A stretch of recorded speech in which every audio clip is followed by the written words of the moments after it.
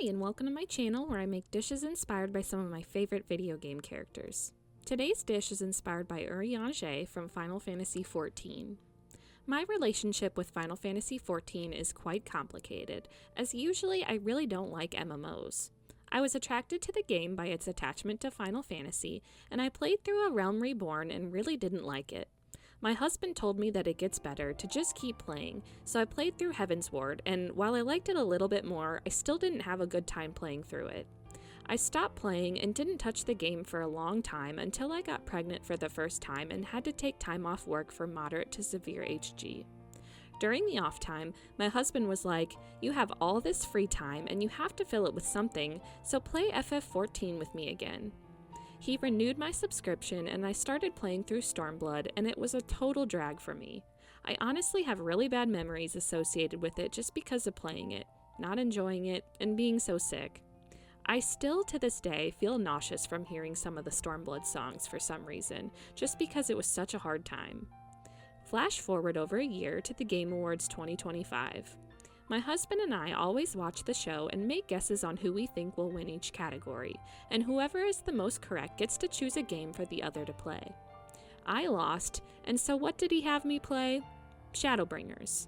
I was so bummed and really dreading it. I kept telling him that if I had played like over 100 hours of this game already and didn't like it, there was no way I was going to like it now.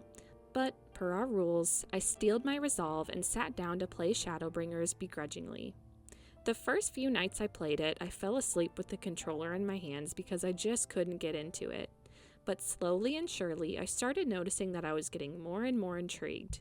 The biggest sign that I was starting to really like it was when I no longer was falling asleep to it and was actually staying up later than I should to play. I went from pretty much despising everything about this game and thinking it's stupid, to really enjoying it and respecting so much about it.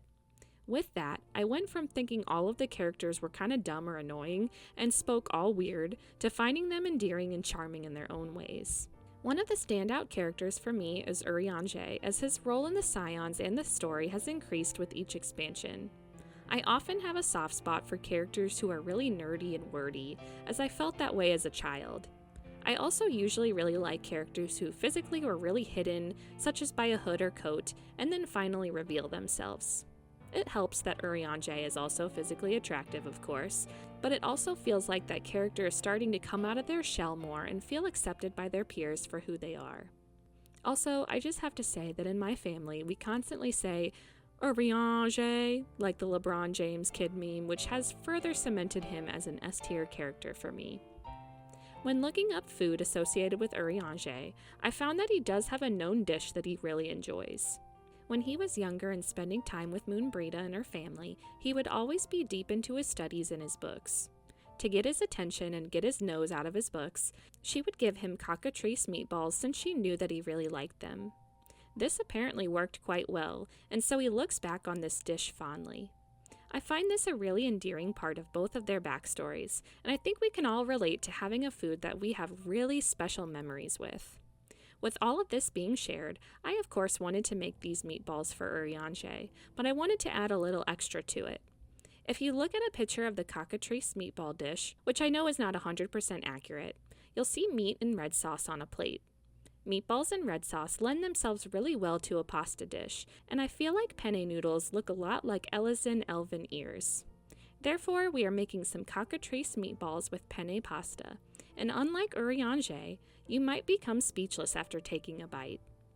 Here's what you'll need to make your own: penne noodles, panko breadcrumbs, shredded Parmesan cheese, salt, black pepper, garlic powder, Italian seasoning, 1 large egg, 1 pound of ground chicken, or if grinding your own chicken, about 2 chicken breasts, marinara sauce, mozzarella cheese, and parsley and Parmesan for garnish.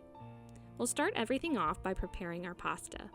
Fill a large pot with water, something that Urianger is totally not afraid of, and add plenty of salt to the water. Start heating the pot on high until it starts boiling, and once boiling, pour in 12 ounces of uncooked penne noodles. Cook the noodles according to the package directions, stirring occasionally, until cooked through. We'll then drain the noodles through a colander and reserve the pasta until later when the meatballs are finished. Now, as soon as you set your pot down to start boiling, start preheating your oven to 400 degrees Fahrenheit. You'll also grab a large baking dish and spray it with some cooking spray. Grab a large bowl next and add in your panko breadcrumbs as well as your Parmesan cheese, salt, black pepper, garlic powder, and Italian seasoning.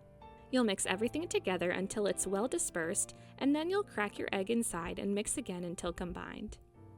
If grinding your own chicken breast, do it now in a food processor, and then add your grounded chicken to the large bowl and mix gently until everything is evenly distributed.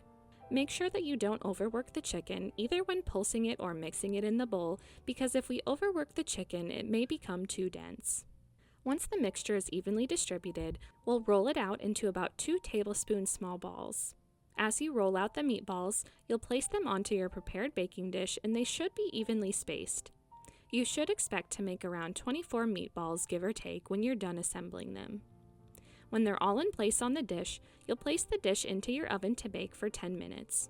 After 10 minutes have passed, you'll quickly remove them from the oven so that you can flip the meatballs and then pour in your marinara sauce. Use a spoon to make sure that all meatballs get covered in the sauce. Also, feel free to season your marinara sauce to taste if you need. You'll sprinkle some mozzarella cheese onto the dish and then slide it back into the oven to bake for 10 to 20 more minutes.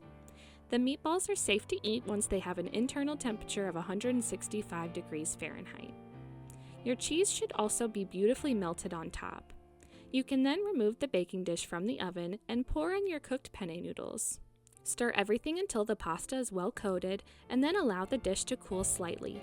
Spoon some pasta into serving bowls and garnish with additional Parmesan and parsley, then dig in.